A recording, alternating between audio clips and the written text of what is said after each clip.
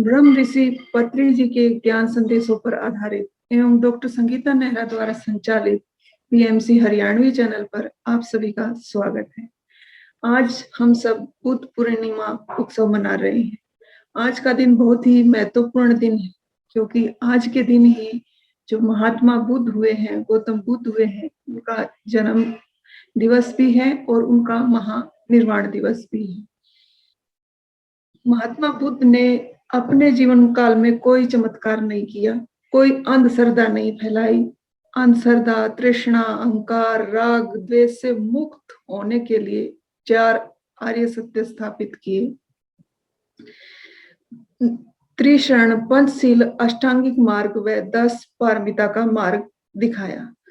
ईश्वर की जगह नैतिकता को स्थापित किया।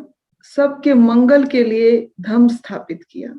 वे दुनिया की रचना करने वाले तथाकथित ईश्वर तो नहीं है, लेकिन वो दुनिया के कल्याण के लिए ईश्वर से भी ऊपर है।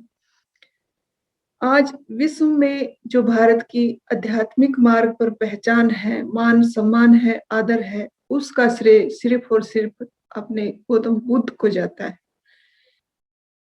तथाकथित श्रेय गौतम बुद्ध को जाता है। इस सम्यक संबुद्ध में ऐसी क्या बात थी कि आज भी संपूर्ण जगत उनको नमन करता है? कैसे एक साधारण सा मनुष्य सम्यक बुद्ध बन जाता है? आज हम जानेंगे उनके जीवन परिचय के बारे में, उनके जीवन की सारी कहानी जानेंगे, और वो भी अपनी हरियाणवी में। शाक्य वंश की राजधानी कपिलवस्तु है और जहाँ के राजा सुशोधन हुए थे। और जो राजा सुशोधन, उनकी पत्नी महामाया हुई थी। जो राजा सुशोधन की पत्नी महामाया थी, उनको एक दिन सौपन आया कि उनके सब जो गर्भ में एक सफेद हाथी ने प्रवेश किया है। तो सवेरे उठकर, तड़के उठकर माता महामाया ने ये अपना सौपन राजा सुशोधन को बताया। और राजा सुशोधन ने, जो उनके दरबार में ज्योतिषी थे, जो ज्योतिष विद्या में विशेषज्ञ थे, उनको बुलाया और सौपन के बारे में जानना चाहा। भी ये कैसे सौपन है, क्यों आया है, इसका क्या अर्थ है? तो जितने वो 8 ज्योतिषी थे, जिन्हें मिलकर विचार विमर्श करके बताया कि भी महाराज, आपके घर में पुत्र रत्न की प्राप्ति होगी। जो महामाया, देवी महामाया है, वो गर्भवती होंगी और आपको पुत्र रत्न प्राप्त होगा। लेकिन अगर ये पुत्र राजभोग की प्रवृत्ति का हुआ तो ये विश्व में चक्रवर्ती सम्राट के रूप में प्रसिद्ध होगा, चक्रवर्ती सम्राट बनेगा। अगर इस बच्चे की प्रवृत्ति संन्यास की ओर होगी, इसमें विरक्ति का भाव आ गया, वैराग्य का भाव आ गया, तो यो अवश्य ही संसार में बौद्ध तत्व को स्थापित करेगा, विश्व में प्रसिद्ध होगा। तो राजा सुशोधन वो बिल्कुल भी नहीं चाहते थे कि भी उनका बच्चा वैराग्य की ओर जाए। इसलिए उन्होंने अपनी संतान के सुख भोग के लिए सारी व्यवस्थाएं उनके जन्म तक पूर्व ही करनी शुरू कर दी। और निश्चित समय पे, जैसे कि सौपन आया था, जो महामाया है, रानी महामाया थी, वो गर्भवती हुई। और जो प्राचीन काल से यह प्रथा चली आ रही है, आजकल भी ये कई कई राज्यों में ये प्रथा है कि जो प्रथम संतान होती है, जो पहली संतान होती है, उसका जन्म अपने मायके में होता है। जो महिलाएं, गर्भवती महिला अपने मायके में चली जाती हैं प्रसव के लिए।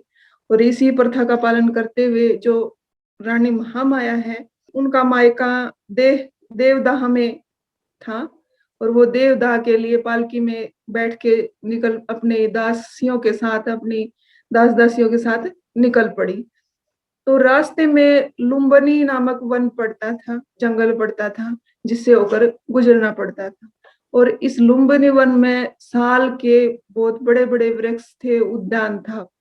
और ये वृक्ष इतने फल फूलों से लदे पड़े थे कि रानी महामाया का मन किया कि भी क्यों न थोड़ी देर रुक कर इस वन में, इस जंगल में विश्राम करा जा। और वो विश्राम के लिए अपनी पालकी से नीचे उतरी। जैसे वो विश्राम कर रही थी, तो वहीं पे उनको प्रसव वेदना शुरू हो गई। और इस लुम्बिनी वन में ही जो नवजात शिशु का जन्म हुआ, जो बाद में गौतम बुद्ध के नाम से प्रसिद्ध हुए। और उस जन्म के समय ऐसा महसूस हो रहा था, ऐसा लग रहा था कि भी जो सारे फल फूलों से लदे पड़े वृक्ष थे वो लहला लहला के उनका स्वागत कर रहे हो, स्वागत गान गा रहे हो। तो जब कुछ समय पश्चात महामाया अपने नवजात शिशु को साथ कपिल वस्तु में आ गई और नाम कुछ दिनों बाद बालक का नामकरण कराया गया और नामकरण के बाद इस नवजात शिशु का नाम सिद्धार्थ गौतम रख दिया गया। लेकिन जन्म के कुछ समय बाद ही जो माता महामाया थी वो गंभीर रूप से बीमार पड़ गई और बीमारी के कारण ही वो चल बसी। उसके बाद जो उनका पालन पोषण महाप्रजापति गौतमी ने किया और जब ये बालक बड़ा होने लग गया तो राजा सुशोधन ने ऐसी कोई कमी नहीं छोड़ी कि बच्चे को कभी भी कष्ट का अनुभव हो, कभी भी कोई विरक्ति का भाव हो। सारी सुख सुविधाएं उससे संपन्न उसका अलग से महल बना दिया गया, वहां किसी प्रकार का कोई दुख या कष्ट प्रवेश नहीं कर सकता था। तो बड़ा होने पर, वयस्क होने पर उनका जो विवाह करवाया गया, विवाह जो दंडपाणि नामक शाक्य था उनकी पुत्री यशोधरा से करवाया गया और साल भर के अंदर ही घर में पुत्र रत्न की प्राप्ति हुई जिसका नाम राहुल रखा गया। जो यहाँ पे जो गौतम सिद्धार्थ थे अपना खूब सुख की जिंदगी जी रहे थे, खूब ऐसो आराम से जी रहे थे। दुनिया में जो भी सुख वैभव, जो भी सुख के साधन थे उनका सबका उपभोग कर रहे थे। एक दिन उसने अपने सारथी से इच्छा जताई कि भी मैंने नगर का भ्रमण करवा कर लिया। तो जो सारथी था वो भी उसने रथ में बिठाकर नगर में भ्रमण करवाने खातिर चल पड़ा। तो जब वो नगर में गया तो उसने देखा एक वृद्ध आदमी, एक बूढ़ा आदमी लाठी लेकर झुका कोड़ा कोड़ा झुक के चलने लग रहा है। तो उसने अपने सारथी से बोला, भाई ये कैसा आदमी है, मैंने तो आज तक ऐसा देखा ही नहीं है।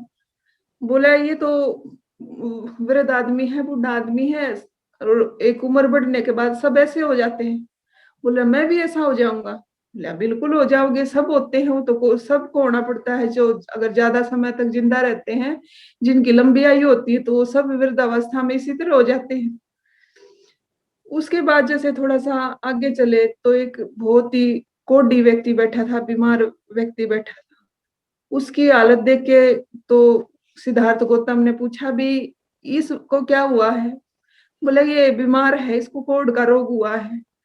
और बोले ये कैसे, मेरे को भी हो सकता है। बोले हाँ किसी को भी हो सकता है, बीमारी तो कोई भी किसी को भी हो सकती है। फिर उसके आगे एक अर्थी को, कुछ लोग अर्थी को लेके जा रहे थे। बोले कि ये सामने से क्या जा रहा है। बोले ये कोई आदमी था और उसकी मृत्यु होगी, वो मर चुका है, अब उसको दाह संस्कार के लिए लेके जा रहे हैं। बोले कैसे मरते हैं, क्या होता है ये सब। बोले ये तो एक, जो भी जिसने जन्म लिया है संसार में उसने एक न एक दिन तो मरना हुआ है और उसके बाद वो संसार से चले जा है।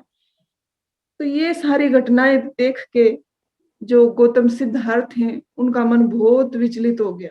उनके अंदर हड़कंप मच गया, विचारों का तूफान आ गया कि ये सब क्या हो रहा है, मैं तो आज तक ये चीजें देखी ही नहीं थी। ये जीवन है, अगर ये जीवन है तो ऐसा क्यों है। इन सब से, इन दुखों से, इन कष्टों से, बीमारी से, इनसे कैसे बचा जा सकता है। ये सारे सवाल उसके मन में उद्वेलित होने लगे, उसके मन को कचोटने लगे। 2-3 दिन तक वो इसी चिंता में रहा, वो सवाल उसके मन से बार बार निकल ही नहीं पा रहे थे। तो उसने निर्णय किया भी इनसे निकलने के लिए कुछ ना कुछ तो करना पड़ेगा और मैं इनका जवाब ढूंढ के रहूंगा, इसके लिए चाहे मेरे को कुछ भी करना पड़े। और इस इन सवालों का जवाब ढूंढने के लिए वो एक दिन रात को अपने पत्नी और पुत्र को सोता हुआ छोड़ के बिना किसी को बताए घर से निकल गए। और घर से निकलने के बाद उन्होंने आचार्य आलार कलाम व उत्तक रामपुद द्वारा शिक्षा प्राप्त की। लेकिन उनकी शिक्षा के बावजूद भी जो उनके सवाल थे उनका कोई जवाब नहीं दे पाया, उनके मन को शांत नहीं कर पाया। उनके सवाल जो के तो उनके मन में बने रहे। तो उनने अपने 5 साथियों के साथ भी जंगल में जाके रागातीत अवस्था, रागातीत अवस्था जिसमें सारे राग द्वेष खत्म हो जाए, उस अवस्था को प्राप्त करने के लिए शरीर पीड़न तप प्रारंभ कर दिया। तो ऐसा तप जिसमें अपने शरीर को पीड़ा देकर, अपने शरीर को कष्ट देकर न वो तपस्या करी जा और फिर जो रागातीत अवस्था प्राप्त करी जाएगी। और कई कई दिनों तक बिना खाए पिए भूखा प्यासा रह के तप में बैठा रहते, और वो उसके 5 साथी थे, वो भी साथ में बैठे रहते। और भूखा प्यासा रहने का बाद उनका जो शरीर है वो बिल्कुल दुर्बल हो गया, कमजोर हो गया, मतलब हड्डी हड्डी दिखने लगी, इतना कृशकाय हो गया कि भी बिल्कुल उनकी एक एक हड्डी गिनी जा सके थी। और यहीं पे उन्हें एहसास होया कि चित्त और शरीर का अस्तित्व एक ही है। हम शरीर के साथ अत्याचार कर रहे हैं तो इसका मतलब चित्त के साथ भी अत्याचार हो रहा है। हम शरीर ने कष्ट देकर भूखा रख कर अपने चित्त ने शांत नहीं रख सकते। इसलिए शरीर का ध्यान रखना भी अध्यात्म के मार्ग का महत्वपूर्ण कर्म है। भी हमने अध्यात्म के मार्ग पर आगे बढ़ना है, अध्यात्म में आगे जाना है, तो उसके साथ साथ अपना शरीर भी स्वस्थ रखना होगा, उसका ख्याल रखना होगा, खाने पीने का ध्यान रखना होगा। तो यही बात यहाँ पे समझाई गई है। और यहीं पर उन्हें गौतम बुद्ध ने, महात्मा बुद्ध ने समझ में आया भी भूखा रहकर शरीर मृत्यु ने तो प्राप्त कर सके है, लेकिन भगवान ने प्राप्त नहीं कर सकता। इसलिए उन्होंने जो भी बाह्य आडंबर है उनका विरोध भी करा था और चित्त की साधना को, मन की साधना को महत्व दिया था। और जब वहां पे उनके शरीर ने काम करना बंद कर दिया, बिल्कुल कृशकाय हो गए, दुर्बल हो गए, तो वहां से वो उठकर चलने लगी। थोड़ी दूर चले थे कि भी वो शरीर ने साथ नहीं दिया और बेहोश होकर गिर गई। वो सेनानी नामक गांव था, उसके पास जाकर वो गिर गई। तो गांव के पास एक जो गवाले की लड़की थी, सुजाता नाम था, उसकी माँ ने उसको भी जो वन देवता है उस पर खीर चढ़ा आने के लिए भेजा था।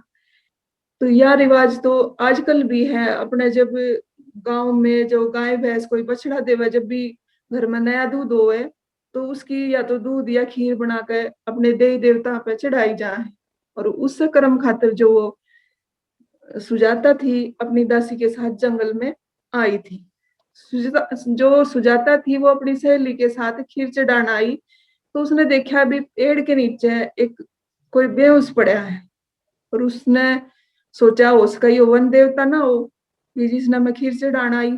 तो उसने पहले उससे पानी पिलाया, और जब उसने थोड़ा सा होश आया तो उसने खीर खिलाई।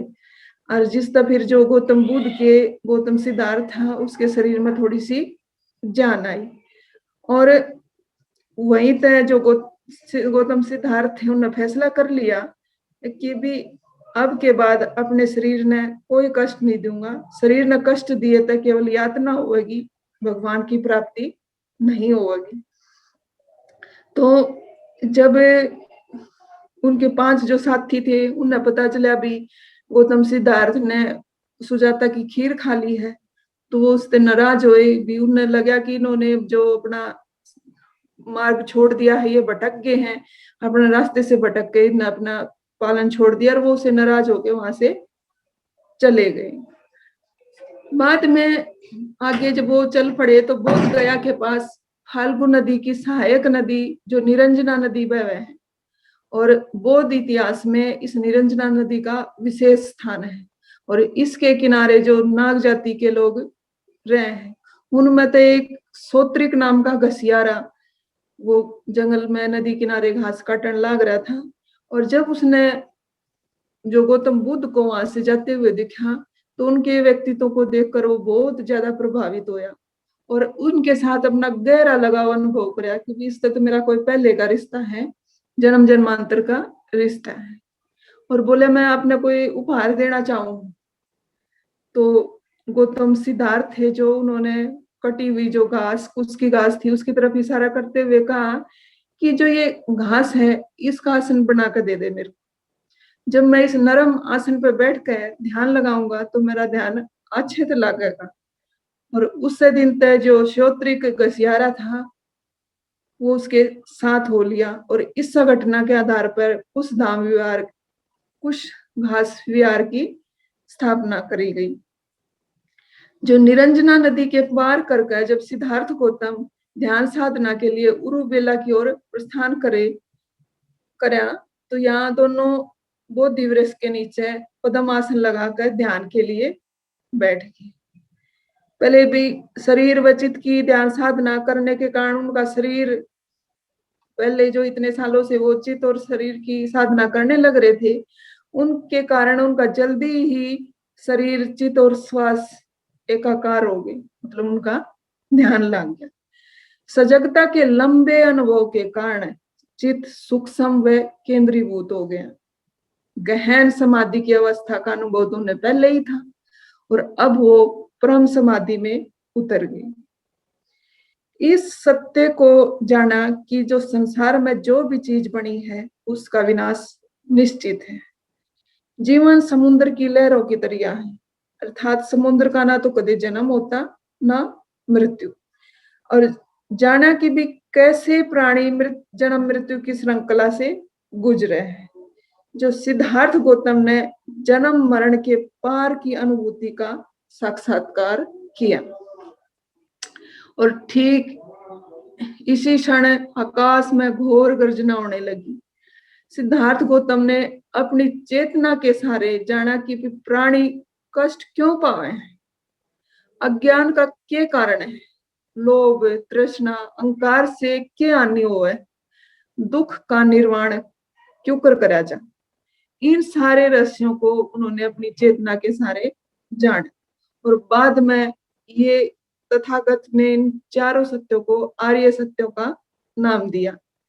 और तत्पश्चात तथागत को लगा कि भी ध्यान की गहन अवस्था में जन्म जन्मांतर की जो त्रासदी है, जो जन्म जन्मांतर के दुख हैं जो हम भोगते आने लग रहे हैं, उन तक मुक्ति लाभ पाकर आनंद की वर्षा हो रही है। तो उनका इतना गहन ध्यान लगा, इतनी गहन समाधि लगी कि भी उन्होंने लगा कि मेरे जितने भी जन्म जन्मांतर के दुख थे, कष्ट से, उनसे मुक्ति होगी और अब मैं परम आनंद में हूँ, आनंद की वर्षा होने लग रही। और याड़े तय उनकी दुनिया बदल गई और वो सिद्धार्थ गौतम से सम्यक संबुद्ध बन गई। असीम करुणा का उदय हुआ, उनके अंदर असीम करुणा जाग गई। और इसी ध्यान में रोज निरंजना नदी में स्नान करना, फिर ध्यान में बैठ जाना। अब उन्होंने जो सत्य धम्म का मार्ग था वो खोज लिया था और बोध प्राप्त करने के बाद कई सप्ताह तक इसी तरह कभी इस वृक्ष के नीचे कभी उस वृक्ष के नीचे वो ध्यान में मगन रहे और ध्यान में ही लीन रहे। और जो यो बोधि वृक्ष था, यो वहां ज्ञान प्राप्त हुआ था, उन्होंने बोधि तत्व को प्राप्त किया था। आज भी ये पवित्र स्थान के रूप में बोधि वृक्ष के रूप में प्रसिद्ध है और आज भी विद्यमान है। अगले कई सप्ताह तक कभी इस वृक्ष के नीचे कभी उस वृक्ष के नीचे, कभी झील के किनारे ध्यान की अवस्था में रहे। कहा जा है कि भी आंधी तूफान ने उनके ध्यान में विघ्न डालने की कोशिश की, तो स्वयं शेषनाग झील से निकलकर अपने सातों फणों द्वारा उनकी ध्यान साधना को बनाए रखा, उनकी रक्षा करी। ये तो एक कहानी है, जबकि सत्य बात तो ये थी कि भी जो वहां नाग जाति के लोग रहा करते और उनने धर्म के, वो लोग भी धर्म में समर्पित थे और जो ध्यान साधना में गौतम बुद्ध लगे थे उनका संपूर्ण रूप से सहयोग करा। और यही वो शेषनाग द्वारा रक्षा करना था, नाग जाति के लोगों का संपूर्ण सहयोग करना।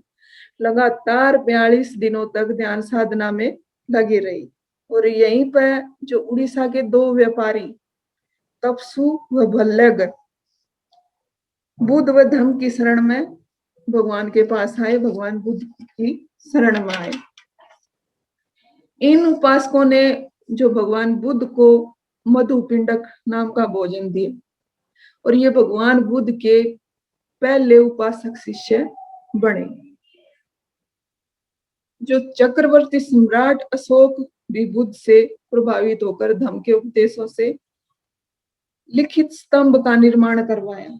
जो ये स्तंभ है, लोह स्तंभ है, शोक स्तंभ है, महाविहार और मुचलिंद झील के बीच में स्थित है और आज भी विद्यमान है। जो ये महाविहार है, इसका जो भव्य स्वरूप में आज भी अपने अस्तित्व में है और इसका आकार एक पिरामिड के आकार जैसा है। अब से सिद्धार्थ गौतम जो भगवान बुद्ध बन चुके थे, उन्होंने विचार करा कि भी जो धम्म का प्रचार प्रसार करना चाहिए, लोगों तक जो धम्म की शिक्षा पहुंचानी चाहिए। तो उनको उन 5 साथियों का विचार आया जो उन्हें छोड़ के चले गए थे।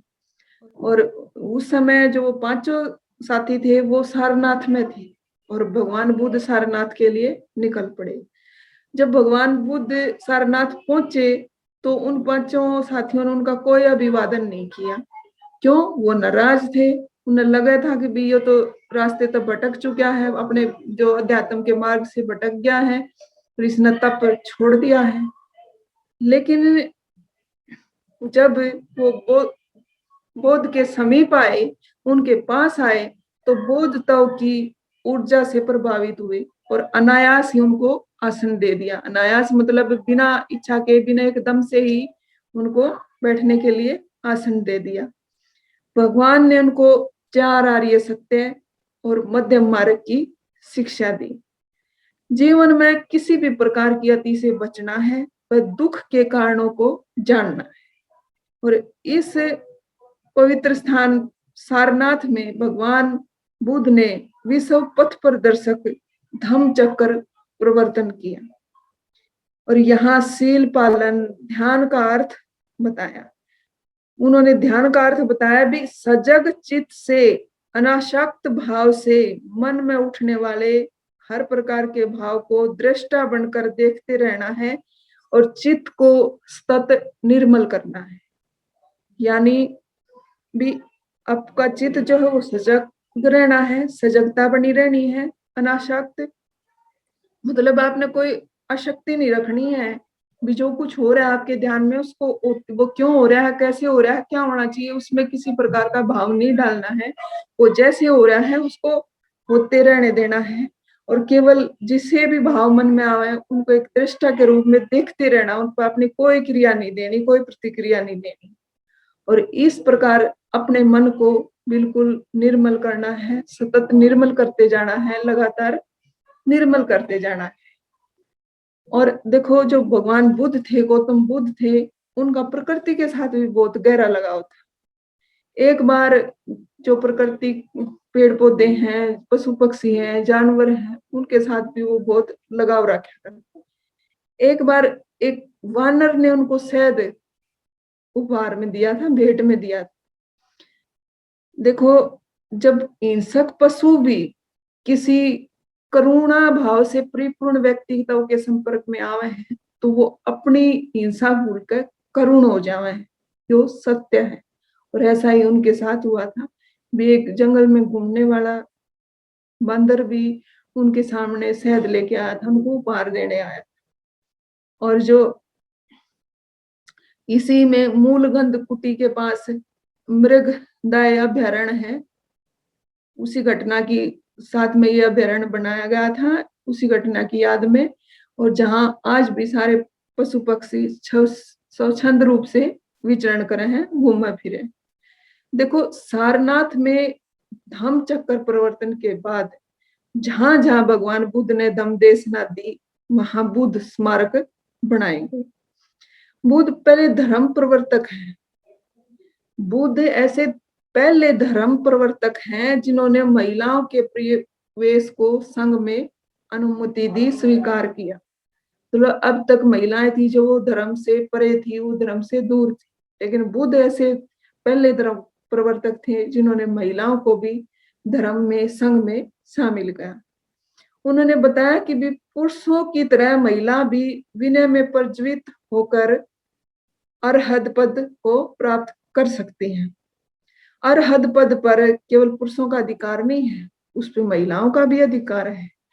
बुद्ध काल में जो महिलाओं को समान अधिकार एवं समान व्यवहार था उनके साथ। सुजाता, भद्रा, पटाचारा, कुंडल केसा, बुद्ध की जो सौतेली माता महाप्रजापति गौतमी, माता यशोधरा, धम्मदीन, किसा गौतमी आदि अनेक ऐसी महिलाएं थी जो प्रज्वलित होकर संघ में विशेष स्थान प्राप्त करा, विशेष स्थान हासिल करा। और यहाँ पर किसी प्रकार का कोई जाति बंधन भी नहीं था। किसी भी जाति का कोई भी व्यक्ति आकर संघ में प्रवेश कर सका था, प्रज्वलित हो सका था। जो नारी समानता का नया इतिहास रचा गया बौद्ध धर्म में भी, अब से पहले कोई भी इस तरह की नारी समानता की बात नहीं थी। जो धर्म पर केवल पुरुषों का अधिकार था। और उन्होंने एक संदेश भी, बैर से बैर कभी भी शांत नहीं हो सकता, बैर से बैर का नाश नहीं करा जा सकता। ये संदेश तथागत ने अंगुलीमाल को दिया। जो ये अंगुलीमाल था, ये अपने आप को सर्वशक्तिमान स्थापित करने के लिए 999 लोगों की हत्या करके उनकी उंगलियों काट कर उनकी माला बनाकर अपने गले में पहन रहा। और 1000वां नंबर तथागत महात्मा बुद्ध का था। जब महात्मा बुद्ध उनके सामने आए तो अंगुलीमाल बोला रुको। तो तथागत ने कहा मैं तो रुका हुआ हूं, तू भी रुकना भाई, तुम भी हिंसा व पाप के कर्म से रुक जाओ। बोला तू मेरे को जानता नहीं कि मैं कौन हूं जब ऐसी बातें कर रहा है, मैं कितना शक्तिशाली हूँ, तेरे को पता है मैंने 999 लोगों की हत्या कर सकी रखी है, और मैं उनकी उंगलियों की देख, मेरे पास सबूत है, मैं माला पहन कर घूम रहा हूँ। बोले तूने उनकी उंगलियां तो काट ली, लेकिन तू उन उंगलियों को वापस लगा सके, उन्हें जिंदा कर सके? बोला ये किसी बात कर रहा है, ऐसा तो कोई भी नहीं कर सकता। बोला जब तू कर नहीं सकता तो सर्वशक्तिमान कैसे हुआ? सर्वशक्तिमान खत्म करने वाला नहीं होता, विनाश करने वाला नहीं होता, सर्वशक्तिमान निर्माण करने वाला हुआ है। अगर तू उनको जिंदा कर सकता है, उनका निर्माण कर सकता है, तो तू सर्वशक्तिमान है, नहीं तो सर्वशक्तिमान नहीं है। तथागत की करुणा और निर्भयता का अंगुलीमाल पे ऐसा प्रभाव पड़ा कि वो संघ में प्रज्वलित हो गया। उसने जो हिंसक प्रवृत्ति थी वो छोड़कर वो एक भिक्षुक बन गया। और इस तरह एक के बाद एक जहां भी गए, जितने भी राज्य महाराजे हुए, देश विदेश में भगवान बुद्ध के अनेक अनुयायी बने। और उनमें से एक नाम उनके प्रिय शिष्य आनंद का भी है, और प्रिय शिष्य आनंद का नाम विशेष रूप से लिया जाए। जो 80 वर्ष की अवस्था में गौतम बुद्ध ने अपने निर्वाण का समय निश्चित करें, और शिष्य आनंद को जो निर्वाण के लिए व्यवस्था करने को कहा। देखो धम्म में प्रज्वलित होने के बावजूद सारे अनुयायियों में शोक की लहर दौड़ पड़ी, सब करा उठे, रोन लागे।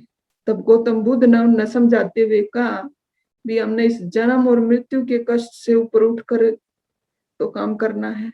इस जन्म और मृत्यु के कष्ट से ऊपर उठकर ही बोधता को प्राप्त करना है। और जो मैं आज निर्वाण प्राप्त कर रहा हूँ, ये अपने जीवन का अंतिम उद्देश्य है, अंतिम लक्ष्य है। और सारे अनुयायियों ने उनको सहज भाव से विदाई दी, सहज भाव से उनको निर्वाण की ओर प्रस्थान करवाया।